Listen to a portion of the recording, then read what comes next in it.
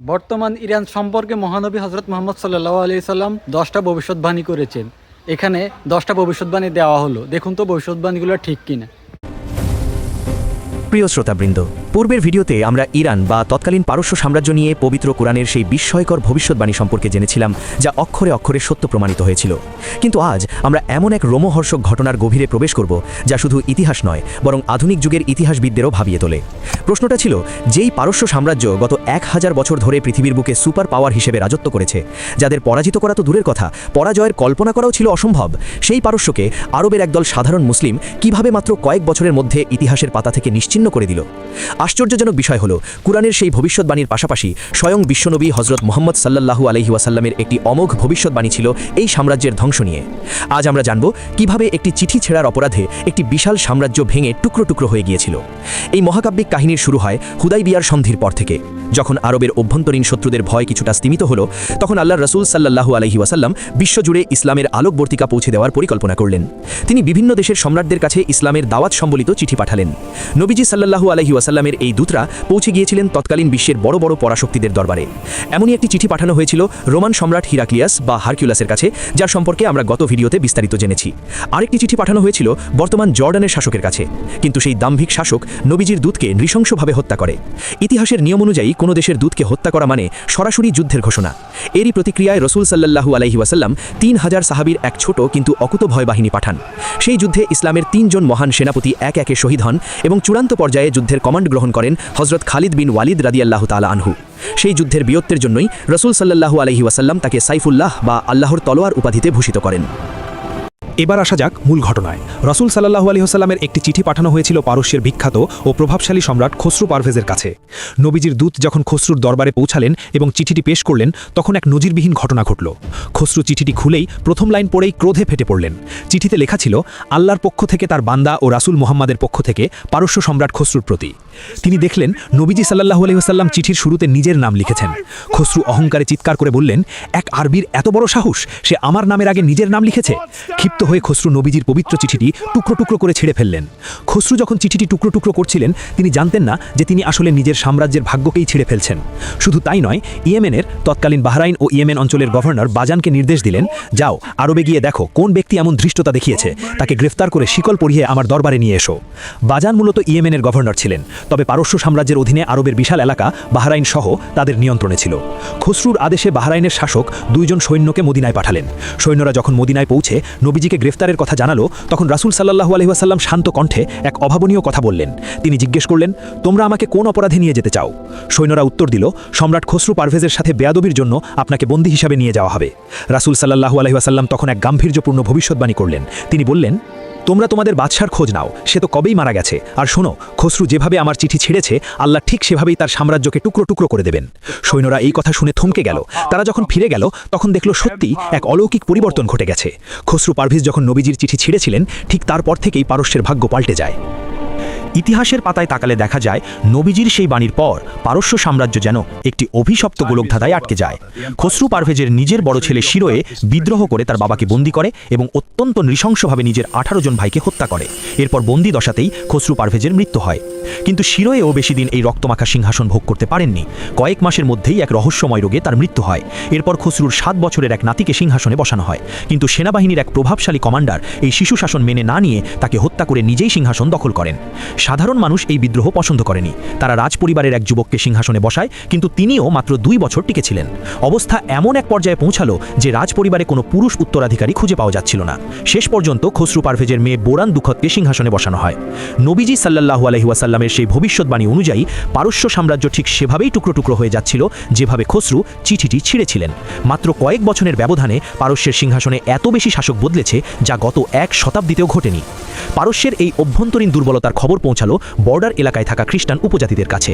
তারা এই সুযোগে মুসলিমদের কাছে সাহায্য চাইল, যাতে তারা তাদের এলাকাগুলো পারস্যের কবল থেকে মুক্ত করতে পারে। প্রথম খলিফা হযরত আবু বকর সিদ্দিক রাদিয়াল্লাহু তাআলা আনহু তাদের ডাকে সাড়া দিলেন এবং পাঠালেন কালজয়ী সেনাপতি হযরত খালিদ বিন ওয়ালিদ রাদিয়াল্লাহু তাআলা আনহুকে। তৎকালীন পারস্য সাম্রাজ্য ছিল বিশাল। বর্তমানের ইরান, কুয়েত এবং ইরাকের বড় অংশ ছিল এর অধীনে। খালিদ বিন ওয়ালিদ কুয়েত থেকে তার ঐতিহাসিক অভিযান শুরু করলেন। পার্সিয়ানরা প্রথমে মুসলিমদের অবজ্ঞা করেছিল, কিন্তু খালিদ বিন ওয়ালিদ যখন মাত্র 1 বছরের মধ্যে 11টি বড় যুদ্ধে জয়লাভ লাভ করে রাজধানী মাদায়েনের দিকে এগিয়ে গেলেন, তখন তাদের দম্ভ চূর্ণ হয়ে গেল। মুসলিম বাহিনী যখন বিজয়ের দ্বার প্রান্তে, তখনই এক নতুন সংকট দেখা দিল। সিরিয়া বর্ডারে রোমান সম্রাট হারকিউলাস 20,000 মুসলিম সৈন্যকে ঘিরে ফেলেছে। খলিফা আবু বকর রাদিয়াল্লাহু তাআলা আনহু আদেশ দিলেন খালিদ বিন ওয়ালিদকে দ্রুত সিরিয়া গিয়ে রোমানদের মোকাবেলা করতে। খালিদ বিন ওয়ালিদ তার বাহিনীর অর্ধেক নিয়ে সিরিয়া চলে গেলেন, আর বাকি 10,000 সৈন্য মুসান্না ইবনে হারিসার নেতৃত্বে পারস্য বর্ডারে রেখে গেলেন। পার্সিয়ানরা যখন জানল যে প্রধান সেনাপতি খালিদ চলে গেছেন, তখন তারা তাদের দুর্ধর্ষ কমান্ডার রুস্তমকে যুদ্ধের জন্য তৈরি করল। ঠিক এই সন্ধিক্ষণে মদিনায় প্রথম খলিফা হযরত আবু বকর রাদিয়াল্লাহু তাআলা আনহু ইন্তেকাল করেন। মুসান্না ইবনে হারিসা যখন পারস্য সীমান্তে বিপদের আঁচ পেলেন, তিনি কালক্ষেপণ না করে দ্রুত মদিনায় ছুটে এলেন।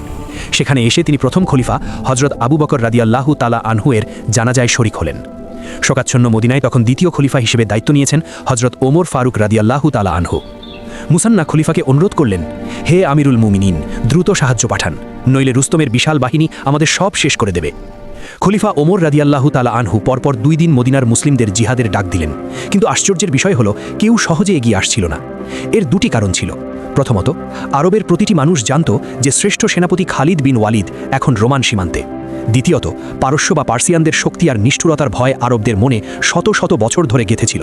তারা বিশ্বাসই করতে পারছিল না যে খালিদ বিন ওয়ালিদ ছাড়া পারস্যকে হারানো সম্ভব।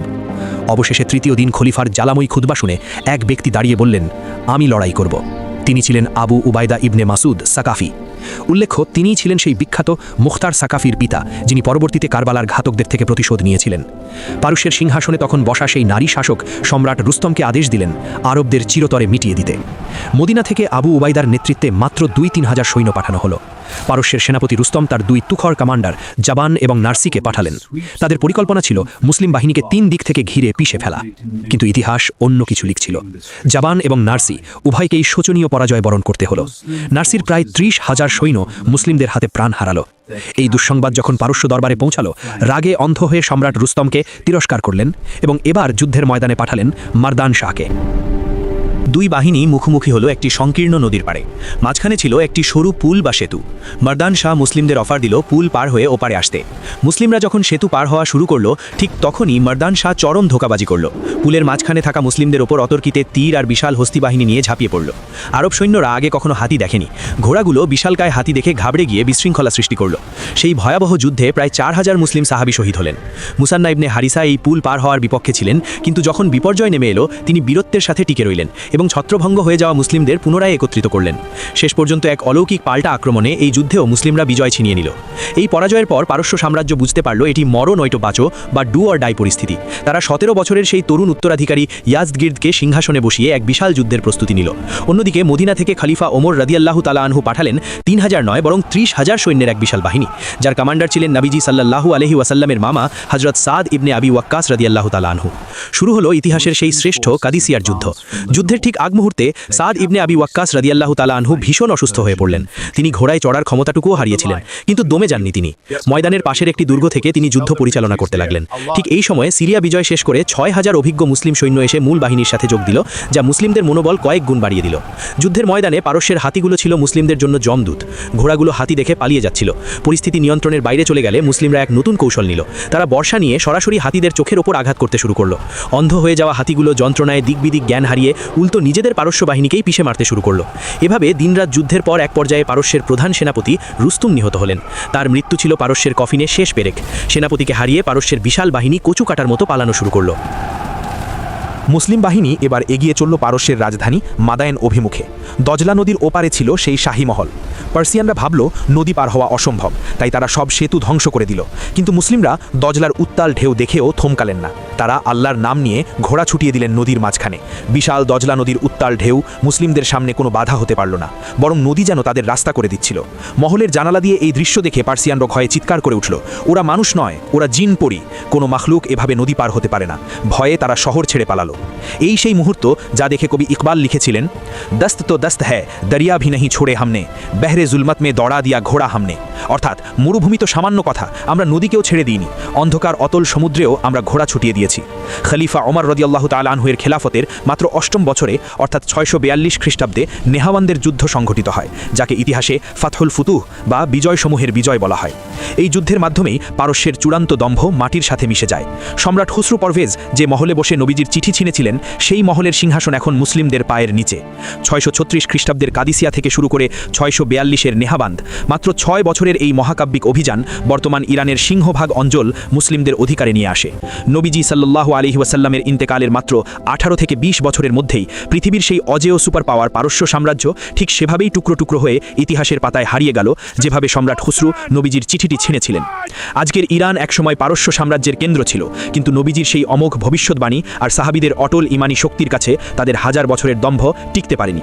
ইতিহাসের এই শিহরণ জাগানিয়া তথ্যগুলো ভালো লাগলে শেয়ার করুন। সত্য ইতিহাস সবার কাছে পৌঁছে দিতে আমাদের চ্যানেলটি সাবস্ক্রাইব করে সাথেই থাকুন।